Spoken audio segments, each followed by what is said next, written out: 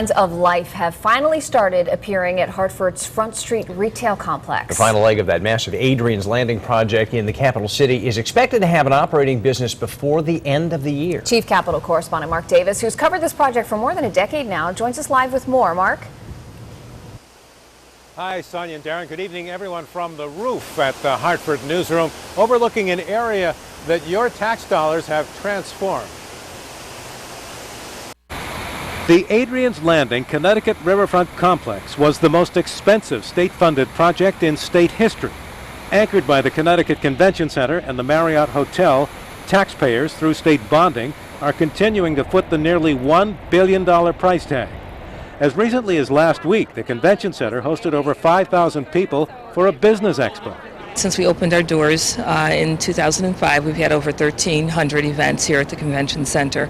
And the evidence of our success is really in the fact that we get so much repeat business. The owners of the hotel, which included private funding, tell News 8 business is good.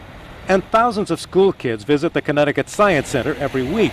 But the other leg of the project, which also included private investment, has sat empty and idle for several years, the Front Street retail complex. Since the recession hit at the end of 2008, the developer has admitted no tenant wanted to be first. That has finally changed, as the Spotlight Theater chain is developing a large portion of one of the Front Street buildings into a 4-theater movie and dining complex expected to open later this year. The developer expects things to finally start moving, saying, "Spotlight has the foresight to see the potential and welcome the risk of being first. We hope to have further tenant announcements in the coming months." And sources at City Hall are saying they've heard the same thing. A music venue, we've heard, is in the offing. Yeah. And then in addition to that, a restaurant, a sort of a regional restaurant, we've heard, is also in the offing. And those types have started spending their own energy for people to look at the remaining space.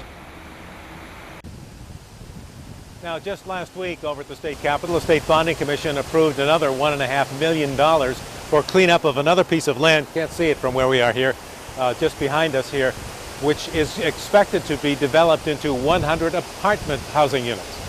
Live from the roof at the Hartford newsroom, Mark Davis, News 8.